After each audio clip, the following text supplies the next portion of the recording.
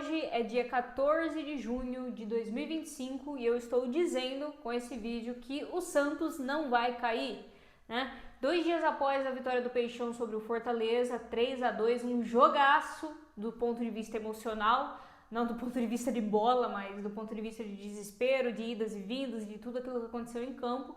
O Santos saiu mais forte com uma puta de uma vitória e está dormindo fora da zona de rebaixamento até a volta do Super Mundial. E é sobre isso que a gente vai falar aqui. Como que o Santos volta dessa pausa, né? E se realmente a gente pode acreditar e confiar que o Santos não será rebaixado.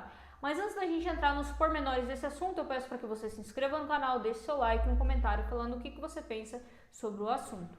Bom, eu tinha até feito algumas anotações específicas sobre o jogo, mas eu não vou falar sobre o jogo hoje, né? Até porque já fazem 2 dias aí que o jogo aconteceu, então eu acho que a gente não precisa entrar nos detalhes dele em específico. Mas a gente pode falar sobre a situação do Santos como um todo, sobre o momento que o Santos está vivendo.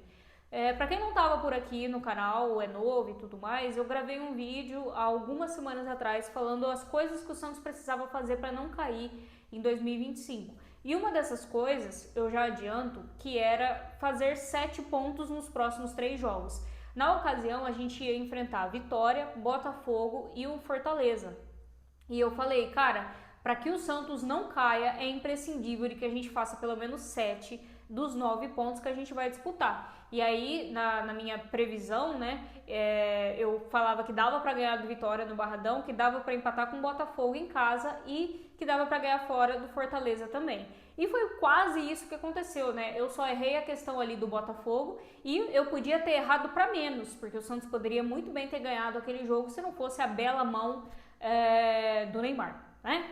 Então, esse é o primeiro ponto, assim, que me mostra que o Santos não vai cair. Por que o Santos não vai cair? Porque ele ganha os jogos diretos, né? Contra oponentes que estão contra ele ali, direto na briga pelo rebaixamento. Então, o Santos não é o pior time do campeonato. Existem times piores que o Santos. O Vitória é um time pior que o Santos. O Fortaleza, na prática, foi pior do que o Santos. A gente tem o Sport, que tá lá embaixo, em último, faz um tempasso, né? Desde o começo do campeonato, que o Sport acho que somou 3 ou 5 pontos até agora. E são 11 rodadas. Então, assim, a situação do Sport é basicamente um rebaixamento já decretado desde o começo do campeonato. A gente tem o Juventude, que também não vem bem. A gente tem o Vasco, que também não vai bem. Tá ali mais ou menos na mesma situação do Santos. O Inter também não vai bem. Então, existem equipes no Campeonato Brasileiro que ou são piores que o Santos ou brigam direto ali para ver qual que é a pior, né? O ruim e o pior disputando para ver quem que é mais lixo dos times, né? Então o que eu tô querendo dizer aqui existem times piores que o Santos do campeonato. E não só por isso, tá? Não é só pensando negativamente, vamos tentar ganhar desse timeco aí e torcer para os resultados serem ao nosso favor. Não é só sobre isso. O Santos jogou muito bem contra o Botafogo. Tá? Para mim fica muito claro de que o trabalho do Kleber Xavier mostra duas posturas para o Santos, 2 posturas possíveis. Quando vai jogar fora de casa, vai jogar reativo, vai jogar no contra-ataque, vai jogar com a bola debaixo do braço. Se fizer um golzinho, 1-0, tá bom, e é isso, tá? Para mim tá muito claro que a postura do Kleber Xavier fora de casa é essa. E não adianta chorar, não adianta espernear, não adianta fazer biquinho porque tá ganhando, mas não tá jogando bonito. Não é hora de jogar bonito, caralho. Não é hora de cobrar isso, é hora de cobrar pontos. O Santos precisa pontuar, porque senão o bagulho vai ficar louco pra nós na tabela, sabe? Vi gente reclamando, cornetando o Kleber por conta do jogo contra o Fortaleza, que ele errou sim, ele teve sim os seus erros ali, como ele vai errar, porque é o primeiro trabalho dele como técnico.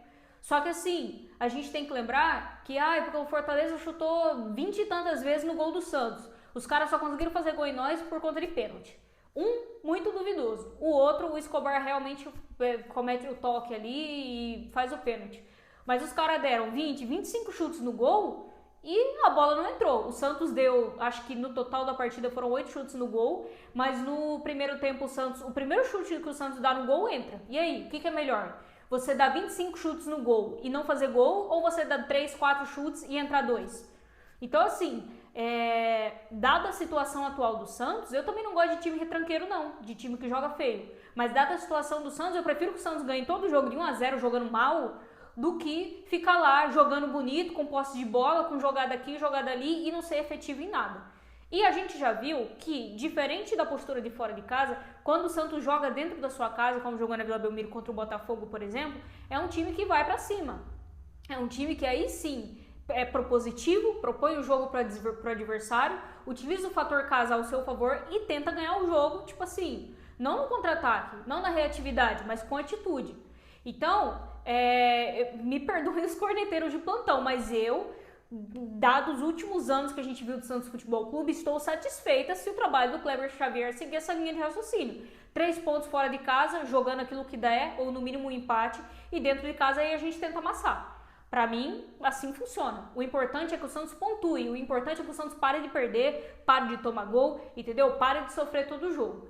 Então, assim, esses pontos fazem com que eu acredite no trabalho do Kleber Xavier. Acredite que depois dessa paralisação, que o elenco voltar de férias, eles vão ter férias aí vão voltar, vão ter aí umas 2 semanas para treinar, que o time vá progredindo. Olha o Roleiser encaixou no time. O João Basso, que até então era um pereba, que a gente não queria ver ele nem pintado de ouro, tá voltando a jogar bem. Se é que algum dia aquele cara jogou alguma coisa, né? Mas assim, tá passando mais segurança que o Zé Rivaldo, por exemplo, que entrou totalmente errado no jogo contra o Fortaleza. Fora de posição? É verdade, mas não foi um cara confiável no jogo contra o Fortaleza. Pô, ele tá conseguindo, o Kleber Xavier tá conseguindo recuperar o Guilherme. O Guilherme tá voltando a jogar bem, tá voltando a fazer gol, voltando a ser protagonista. Então, assim, me desculpa quem tá cornetando o técnico aí, mas dentro das nossas opções, daquilo que a gente tem, o Santos não tem mercado. Se manda o Kleber Xavier embora hoje, vai contratar quem, amigão? Não tem mercado, tá? Então, vendo a evolução que o Kleber tá colocando no time, porque sim, tem evolução defensiva e agora o ataque tá começando a produzir mais também. Isso faz com que eu acredite que o Santos vai conseguir escapar do rebaixamento, tá? Ah, outro ponto aqui, ó, que eu anotei, o Neymar está prestes a renovar. O Neymar vai acabar renovando, tá? No final das contas, ele vai acabar renovando, a não ser que apareça algo, né, super diferente da Europa, uma proposta e tudo mais, que eu acho que não vai acontecer, ele vai acabar renovando. E talvez o Kleber Xavier encontrou a posição do Neymar no time, como falso 9, caindo mais ali pela área. A gente via com o Caixinha de que quando o Neymar entrava, ele tinha que buscar muito a bola entre os volantes. E isso não funcionava, porque aí chegava 2, 3 e ele não conseguia progredir a jogada, ele não conseguia chegar perto do gol. Com o Kleber Xavier, naquela partida contra o Botafogo, a gente viu um Neymar mais perto da área e isso foi muito positivo, porque ele teve ali chances de marcar gols, né? Ou então de pelo menos levar mais perigo do que ele vinha levando nas últimas partidas. Então isso foi muito positivo e talvez depois da volta, se o Neymar conseguir voltar bem fisicamente, renovando o contrato, ele talvez tenha essa posição para o Neymar dentro do time, uma posição que eu achei muito interessante. Por quê? Porque os centroavantes do elenco não estão rendendo. Tiquinho Soares não rende, David Washington não rende, o Luca Meireles, infelizmente, é o terceiro da fila, né? Eu gostaria de ver ele sendo mais testado, mas ele tá atrás desses dois. E até o Tassiano entra na frente do Luca Meireles, né? A gente viu contra o Fortaleza, o Kleber Xavier colocou o Tassiano para ser um anulado dentro de campo, né? Um inútil dentro de campo, mas até o Tassiano ele cai ali para fazer a função de 9 e ele evita usar o Luca Meireles. E o Luca Meireles também, a gente tem que lembrar, ele é titular do Sub-20, então não é todo jogo que o garoto vai poder ser utilizado. Resumo da ópera, a gente não tem 9. Se a gente não tem 9, é melhor o Neymar ali naquela posição, porque aí ele se poupa mais fisicamente, não tem que voltar tanto para marcar e tá mais perto do gol, que a gente sabe que é por ali que ele resolve, né? Então, assim, também existe a possibilidade de chegar reforço na janela do Mundial. Tá se ventilando aí o nome do Mike, o lateral direito do Palmeiras, mas é algo que só vai ser concretizado ou não depois que o Palmeiras encerrar a participação no torneio do Super Mundial lá.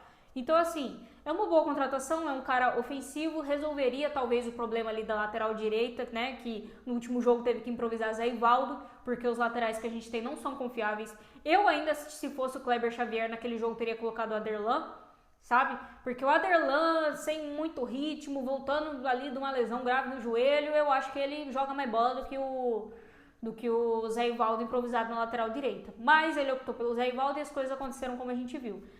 A chegada do Mike daria engrossaria o caldo dessa lateral direita, que hoje conta com o Aderlan, tá voltando de lesão, não tá muito confiável. Ele fez até 1 ou 2 jogos depois que voltou bem, na minha opinião, mas aparentemente não tá agradando o técnico. O Sherman, super inseguro defensivamente, também não tá agradando. O Escobar até estava jogando na lateral direita, mas aí o Souza sentiu um desconforto e ele teve que voltar para a esquerda. Então, assim, seria interessante mesmo a chegada no lateral direito, porque aí faria com que desse uma engrossada naquele lado. E é importante lembrar que o Mike é um multicampeão, né? Ele ganhou praticamente tudo pelo Palmeiras, só não ganhou Mundial.